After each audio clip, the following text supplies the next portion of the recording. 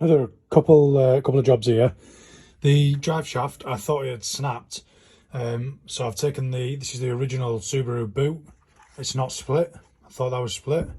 I've even taken the original clips off, and they've come off fine. So all we need to do is literally just go and push that back in on the end of the drive shaft in the hub, and then the front end is pretty much built back up. Maybe a ball joint and a track rod end. So yeah, I just thought I'd update there. The other thing, I'll go out to the car and show you me doing that, but the other thing is hub. I was going to buy a used one. ICP I've actually got is snapped, you know, the lug snapped over there, but they actually sell these for 130 quid, and it looks a little bit tired anyway. So I've got a new bolt coming, tenner, new hub coming, 130 quid, and then a new wheel bearing, because when you take these to bits they fuck up, because they're like 2 roller bearings, if that makes sense, and then an outer race. So we've got a new bearing coming. I'll press that all in, so that'll be complete. Nice new hub. Then that's the original, you know, like handbrake mounting bit where the caliper mounts onto, and that's fine.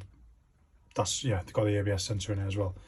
So yeah, the other thing, I've taken the turbo to bits. Compressor housing's there, there's no damage to that.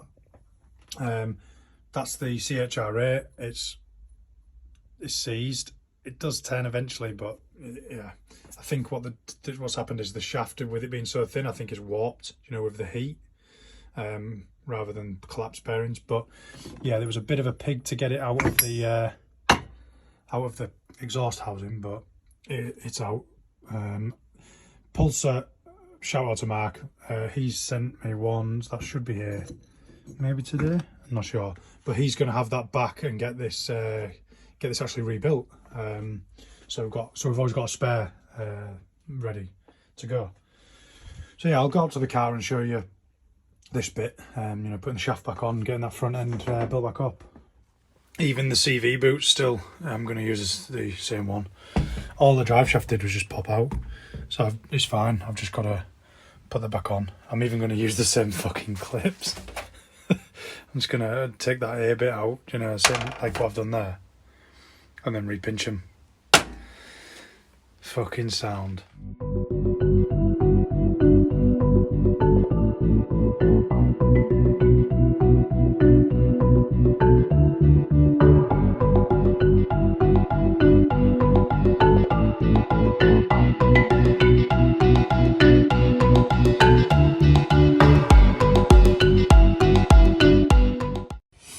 Interestingly enough, you just seen on the time lapse. Do you know when I'm putting this, the ball joint back on the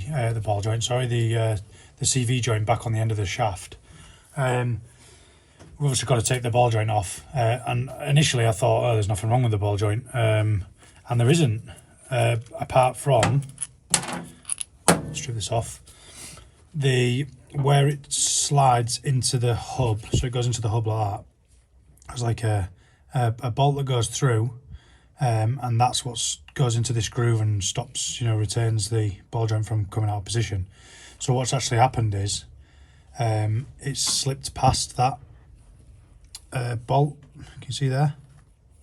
So in theory you could rotate that a little bit and then put the ball through, but if it turns and then slips out, you know, we don't want that. So, and they just took a little bit of an impact there on the on something, front of the hub maybe, or something like that, on the disc perhaps. But yeah, shout out to BC and Hard Race, because they're sending me a new joint, so we can get that on. I'm going to put this one on for now, so that I can make sure that there's no play in the bearing or anything like that, and we can have that front end sort of complete. The other thing, I don't want it to be everywhere, these videos, but this is one of the splitter brackets, so it's difficult when you crash to get a datum point because everything's bent, you know, nothing's in the original position. But one thing that we can put in the original position is the splitter.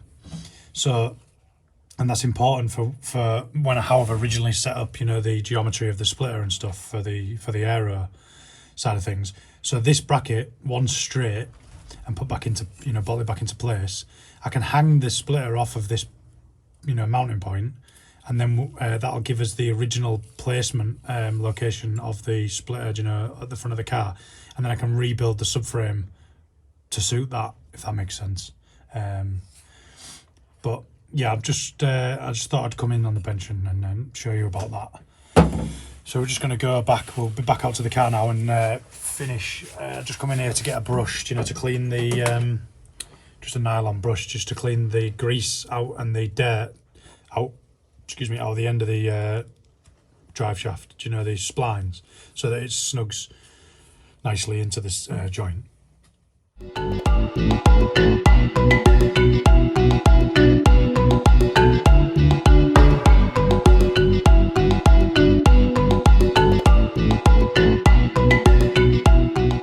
Literally, just as I'm talking about the ball joints in the shed, massive shout out! Come on, massive shout out to BC.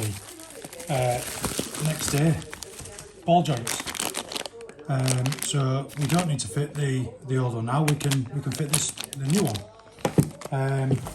In addition to that, we've got just put that stand the knife there. In addition to that, we've got I'm hoping this is what this is, but the damaged suspension joint, on the back. Yep, it is. So,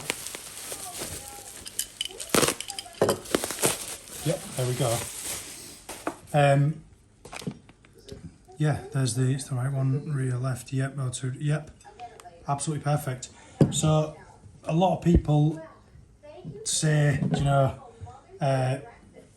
other suspensions, nitron, etc., to use, but I don't know of any other company that, if you smash your car up, can have a part the next day, and individual components like this.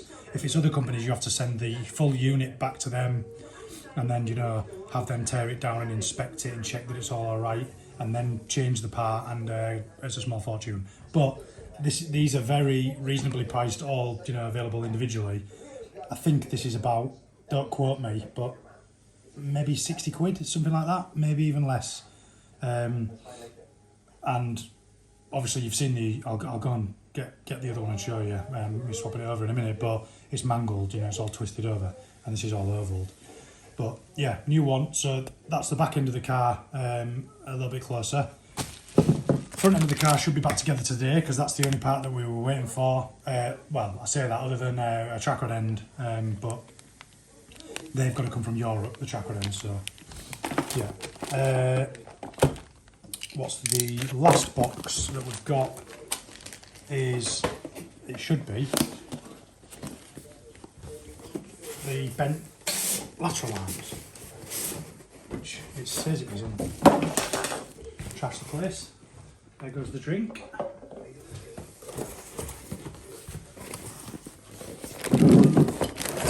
Zoom that out so you can see there. And it is. So there's the damaged.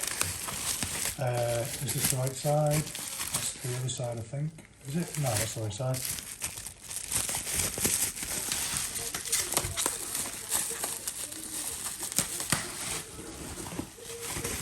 There is the pillow ball lateral arm. Do you know that it replaces the elongated hole piece? That one there. So yeah, we can get that back on. The other bits are on the way. They should be here tomorrow. But yeah, let's get back to putting the drive shaft on. The drive shaft.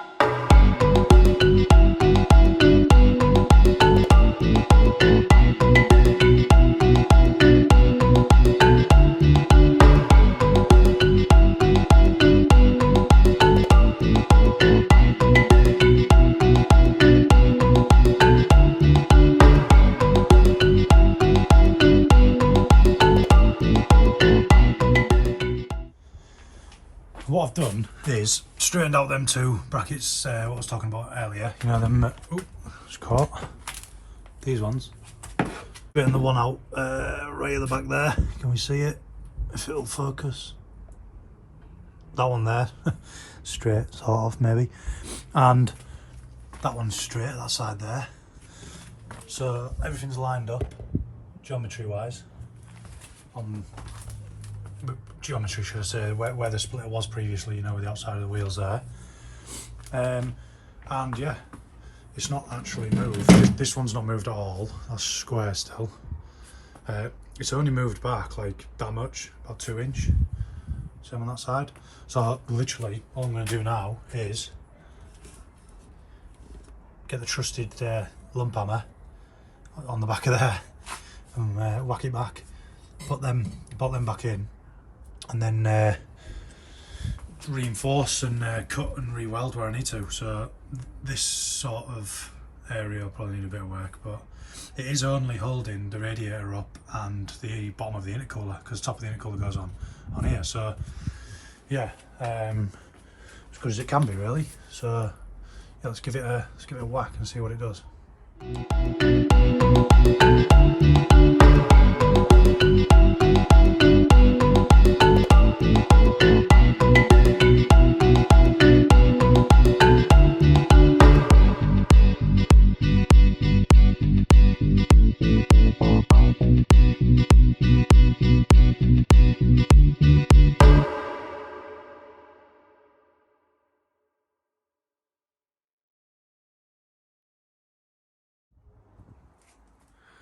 We're not far off. I'm going to cut this bit out. I just want to get the shape, you know, back to where it was. But yeah, I've had the bar, as you just seen, down the what's it called, chassis leg. Tried to get that down the best I can. I'm going to have another go at it. Done this side as well. This one's a little bit worse, I think. If you can see. I think this is from Cadwell. Do you remember when I came off in the behind Ben in the grass?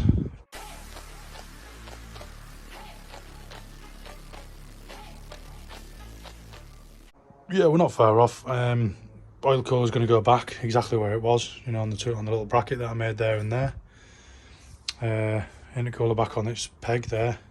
I did initially think that I was going to have to lob it all off, you know, cut the whole thing off, but now that I've started giving it a bit of a bend, this has come back nicely. I'm happy with this side. So yeah, I'll put it back on time lapse and we'll get this bit cleaned up and get it welded up, get some reinforcement in there. I decided to make a new front end rather than clean that mess up down there. It's all bent and yeah, knackered, so just made a new one. I am not Video, mate. Yeah, Big Dan's just been to B&Q in the pedo wagon. Can we not pull that in? Yeah. He's just been to go get some box section steel. Well, saying what made the rest of the front end out. So now this piece is going to be even lighter. We're going to chop this out, chop that out, chop that whole front bit out, and just use a couple of these risers, you know, to mount the radiator, and then this one similar, something to mount the bottom of the intercooler. But this is going all the way down to the splitter now, so it's just going to be a hole straight through there, and then the splitter, which I'll tell you what we're doing with that in a minute, but it'll just have a big washer and then bolts, 3 of them coming up straight into this bar, so there's no more messing around with them bolts I had originally.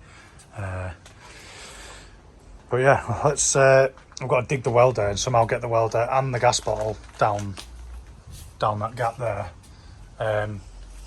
all through the house, and then cut that off and weld this new piece on. So we'll do that now. So we've just dragged the welder and the gas bottle around. So we're just going to put this new section on here, basically. I don't know if you can see it. It's going to go somewhere like that. Obviously it's going all the way down to the bottom splitter now, and then the splitter's going to bolt, you know, up through there. and then obviously just move the radiator points about half an inch further forward. But that was the issue why I've not left this section on, is because these radiator points were still, and this intercooler mounting point was still about half an inch, a little bit more on that side, but yeah, I couldn't bend it anymore. But yeah, this whole section will be getting cut off now, so we won't have any clearance issues for the intercooler pipe that you remember used to go through there. But yeah, I'll put it back on time lapse and get on with it.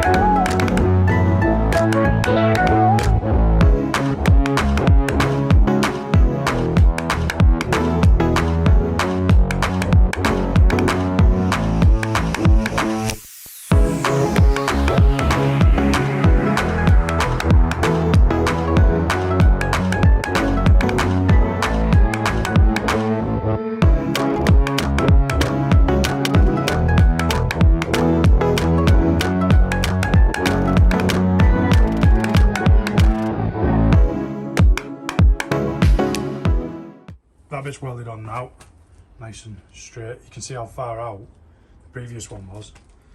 This side not so much, it was about half inch maybe, but then this side we were like a full inch. Ooh. But you can see that one's been shunted up much more, which makes this subframe go back than that side. That's not so bad. So now I'm going to cut this piece off here, cut this piece off here, and then just put a little reinforcement piece, you know, just there, just to stop. I mean, it's strong as fuck, but it just, yeah, maybe that helps. Same on that side, and then we're going to replicate these old, whatever they were, radiator mounts, just with some flat bar going up there, same there, and then another piece going up here to make an L onto the bottom of this. So it's going to go L, and then this needs to come further forward about half an inch, but we'll put the intercooler on before we weld that, so yeah.